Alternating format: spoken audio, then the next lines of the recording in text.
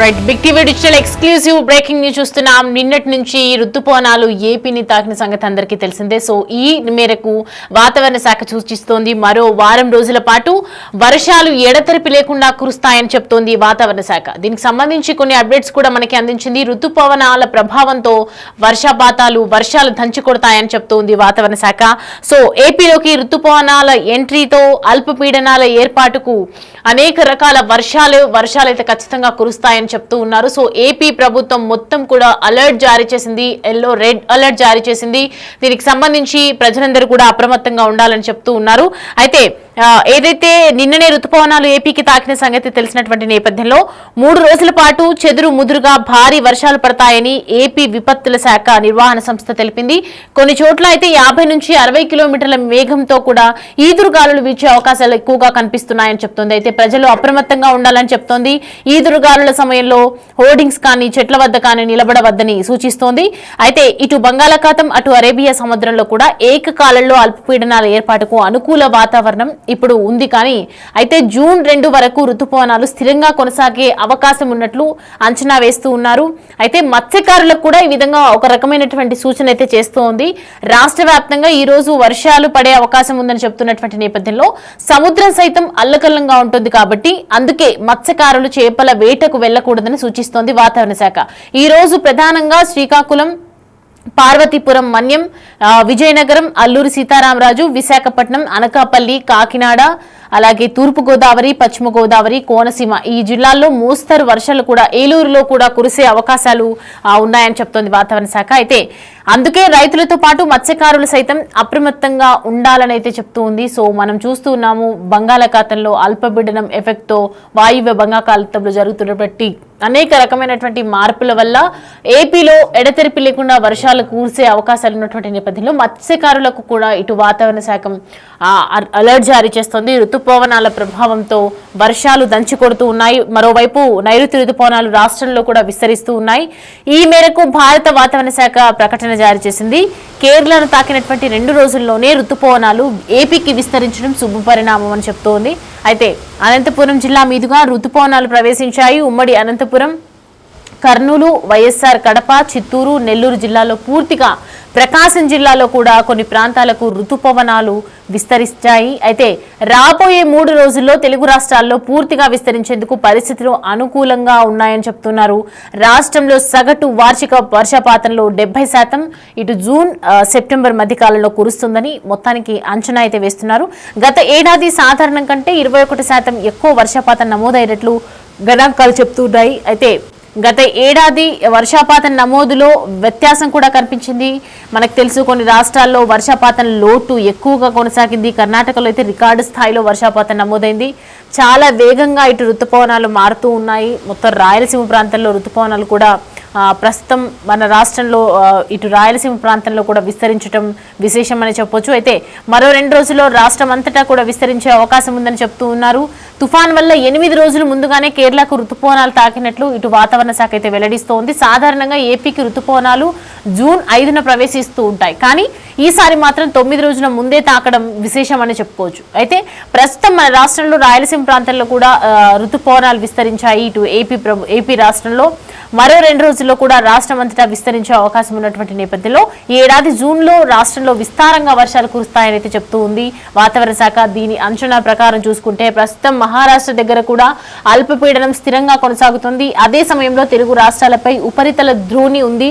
కాబట్టి సోమవారం ప్రకాశం జిల్లా ఎర్రగొండపాలెంలో కూడా అత్యధికంగా 8 సెంటీమీటర్ల వర్షపాతం నమోదైంది. విజయనగరం జిల్లాలోని మెరకం ముడిదన్లో కూడా 6 సెంటీమీటర్ల వర్షపాతం నమోదైనట్లు కూడా గణాంకాలు చెప్తున్నాయి. ఈ మేరకు ప్రజలైతే అప్రమత్తంగా ఉండాలని చెప్తుంది.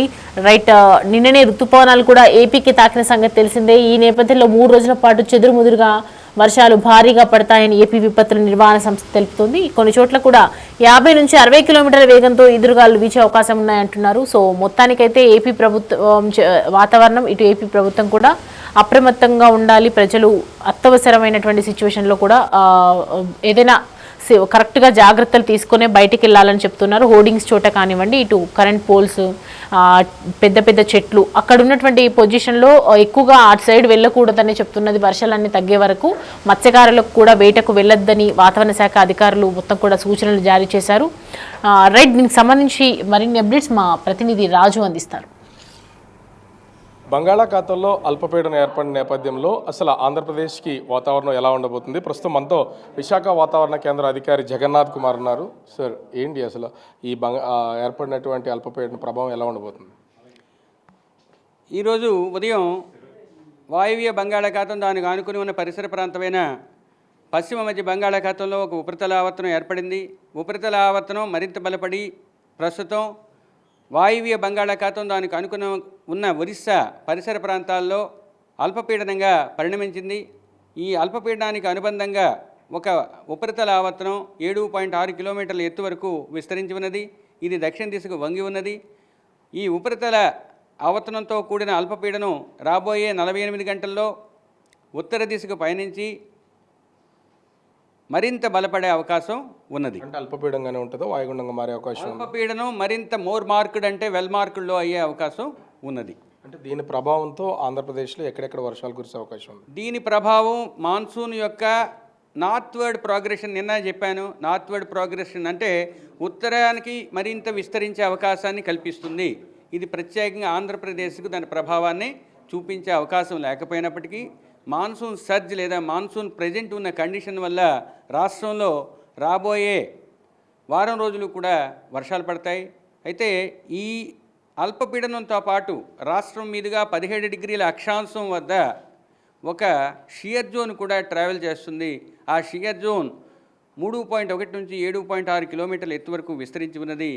అది దక్షిణ దిశకు వంగి ఉన్నది. ఈ రెండింటి కారణాల వల్ల రాష్ట్రంలో రాబోయే వారం రోజులు చెదురుముదురుగా వర్షాలు పడే అవకాశం ఉంది. రాబోయే 5 రోజులు ఉత్తర దక్షిణ కోస్తా జిల్లాల్లో కొన్ని ప్రాంతాల్లో తేలికపాటి నుంచి మోస్తరు వర్షపాతం, తదుపరి 2 రోజులు 1-2 ప్రాంతాల్లో పడే అవకాశం ఉంది. ఇక రాష్ట్రంలో ఉత్తర దక్షిణ కోస్తా జిల్లాల్లో రాబోయే 5 రోజులు కూడా ఉరుములు మెరుపులు కొనసాగే అవకాశం ఉంది. తరువాత 3 రోజులు దక్షిణ కోస్తా జిల్లాల్లో బలమైన సుస్థిరమైన గాలులు 50 నుంచి 60 కిలోమీటర్ల వేగంతో కొన్ని ప్రాంతాల్లో వీచే అవకాశం ఉంది. దక్షిణ కోస్తా జిల్లాల్లో తదుపరి 2 రోజులు 40 నుంచి 50 కిలోమీటర్ల వేగంతో ఈ గాలులు వీచే అవకాశం ఉంది. ఉత్తర కోస్తా జిల్లాల్లో 5 రోజులు కూడా 40 నుంచి 50 కిలోమీటర్ల వేగంతో వీచే అవకాశం ఉంది. అటు నైరుతి ఋతుపవనాల ప్రభావం, దీనికి తోడు ఇప్పుడు బంగాళాఖాతంలో ఏర్పడినటువంటి అల్పపీడనంతో రానున్నటువంటి వారం రోజులు కూడా ఆంధ్రప్రదేశ్లోని అనేక ప్రాంతాల్లో వర్షాలు కురిసే అవకాశం ఉంది. ఈదురుగాలు కూడా 50 నుంచి 60 కిలోమీటర్ల వేగంతో ఇస్తాయని విశాఖ వాతావరణ కేంద్రం అధికారి జగన్నాథ్ కుమార్ చెప్తున్నటువంటి పరిస్థితి కనిపిస్తోంది. కెమెరామెన్ రాముతో రాజు, బిగ్ టీవీ, విశాఖపట్నం. రైట్, ఇప్పటి వరకు కోస్తా జిల్లాలకు సంబంధించి అలాగే ఏపీకి సంబంధించి వాతావరణ శాఖ చూపినటువంటి సూచనలు చూసాము. ఏపీలో మోస్తారు వర్షాలకు సంబంధించినటువంటి అప్డేట్స్ చూసాము. ఇప్పుడు తెలంగాణలో చూద్దాం. పశ్చిమ బంగాళాఖాతంలో ఏర్పడినటువంటి అల్పపీడనం కారణంగా ఇటు ఇవాల్టి నుంచి 3 రోజుల పాటు ఇటు తెలంగాణలోని కూడా పలు జిల్లాల్లో మోస్తరు నుంచి భారీ వర్షాలు కురిసే అవకాశం ఉందని చెప్తోంది వాతావరణ శాఖ. అయితే ఈ మేరకు హైదరాబాద్ వాతావరణ కేంద్రం వెల్లడించింది. మంగళవారం ఉమ్మడి ఆదిలాబాద్ అలాగే నిజామాబాద్తో పాటు రాజన్న సిరిసిల్ల, మెదక్, సంగారెడ్డి, ములుగు, భద్రాద్రి, కొత్తగూడెం జిల్లాల్లో కూడా భారీ వర్షాలు కురిసే అవకాశం ఉన్నాయని చెప్తున్నారు.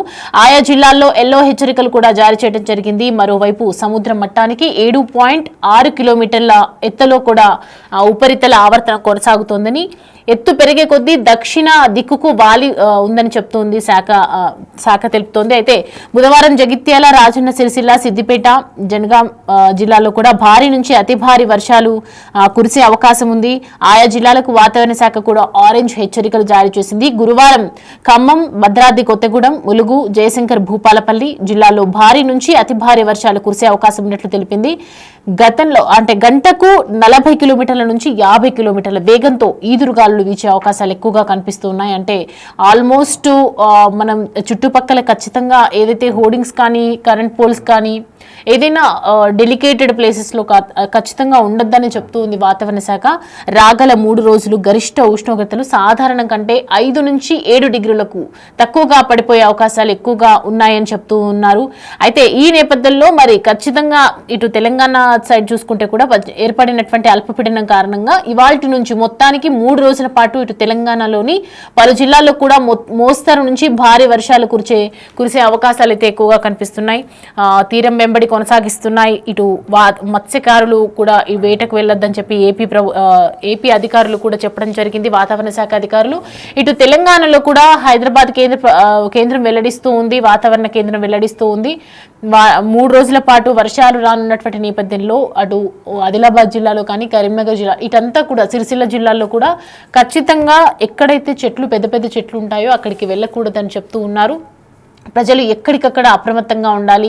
ఆఫీసులకు వెళ్లే వాళ్ళు కూడా తగు జాగ్రత్త చర్యలు తీసుకోవాలని చెప్తున్నారు. ఎక్కడైతే మనకి అత్యవసరమైనటువంటి సిచ్యువేషన్ వస్తే తప్ప బయటికి వెళ్ళకూడదని చెప్తున్నారు. ఎందుకంటే ఈదురుగాలులు ఇటు ఏపీలో 60 నుండి 70 కిలోమీటర్ల గంటకి వీచే అవకాశాలు ఉన్నాయి. ఇటు 50 నుంచి 40 నుంచి 50 కిలోమీటర్ల వేగంతో ఇటు తెలంగాణలో వీచే అవకాశాలు, అంటే ఆల్మోస్ట్ చాలా పెద్ద ఈదురుగాలులే వచ్చే అవకాశాలు కనిపిస్తూ ఉన్నాయి. కాబట్టి మీరు ఖచ్చితంగా ప్రజలు అప్రమత్తంగా ఉండాలని చెప్పి ఇటు వాతావరణ కేంద్రాలు అయితే హెచ్చరికలు జారీ చేస్తున్నాయి. ఆరెంజ్, ఎల్లో హెచ్చరికలు జారీ చేస్తూ ఉన్నాయి. ఇటు ఏపీలో కూడా రెడ్ అలర్ట్ జారీ చేస్తూ ఉన్నారు.